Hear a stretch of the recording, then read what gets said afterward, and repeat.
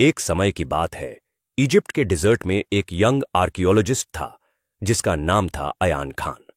उसका सपना था कि वो एक ऐसे फेरोज टूम को ढूंढे जो कभी किसी ने नहीं देखा था। फरो अखेंतिप का यह राज 3000 साल से रिट में छुपा हुआ था। अयान ने कई साल तक पूरा मिस्र छा मारा, लेकिन कोई सबूत नहीं मिला। सब लोग कहते थे यह बस एक लेजेंड है, कोई असली टोम नहीं है। लेकिन अयान ने कभी हिम्मत नहीं हारी। एक दिन जब वो लुक्सोर के पास खुदाई कर रहा था, उससे एक स्टोन टैबलेट मिला जिसमें हायरोग्लिफिक्स थे। उस टैबलेट पर लिखा था, जहां सूरज कभी डूबता नहीं, वहां अखेंतिप सोया है। अयान ने समझा यह डेजर्ट का वेस्टर्न होराइजन हो सकता है, जहां सूरज शाम को डूबता नहीं दिखता। उसने एक टीम बनाई, जीपीएस और ड्रोन से लोकेशन ट्रेस किया और छुपके से एक्सपीडिशन शुरू की। 6 दिन तक सिर्फ रेत और हवा थी। 7वें दिन उन्होंने एक हिडन चेंबर ढूंढ निकाली।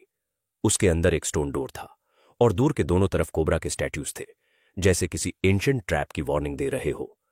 जब अयान ने डोर खोला तो उनके सामने एक गोल्डन सार्कोफेगस था और उस पे लिखा था, अखेंतिप, the immortal guardian of secrets. जैसे ही उन्होंने अंदर कदम रखा, एक सांडस्टॉर्म चली, जैसे पूरा डिजर्ट गुस्सा हो गया हो। एक असिस्टेंट ने चिल्लाया, रन, ये कर्ज है। पर अयान नहीं भागा। उसने टूम के अंदर की कार्विंग्स पढ़ना शुरू किया और एक शॉकिंग बात मिली। फेरो अखेंतिप ने जिंदा दाफान होने का फैसला किया था, अपने सीक्रेट के साथ, ताकि उसका पावर किसी और के हाथ ना लगे। कुछ ही पलों में अयान ने एक अमुलेट छोड़ा हुआ देखा, एक एंशिएंट पेंडेंट जो लाइफ और डेथ को कंट्रोल करता था। जैसे ही उसने उसे छुआ, सब कुछ शेक होने लगा। रेत की दीवार गिरती जा रही थी।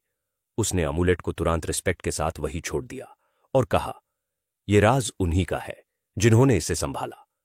अयान जिंदा तो बच गया, लेकिन उसने कभी किसी को यह एग्जैक्ट लोकेशन नहीं बताई। उसने सिर्फ इतना कहा, कुछ राज राज ही रहने चाहिए। आज भी उस टूम का लोकेशन एक मिस्ट्री है और अयान की कहानी एक लेजेंड बन चुकी है। मैसेज ऑफ द स्टोरी, कुछ डिस्कवरीज सिर्फ नॉलेज के लिए होती हैं, ग्रीड के लिए नहीं। हिस्ट्री का रिस्पेक्ट करना भी उतना ही जरूरी है जितना उस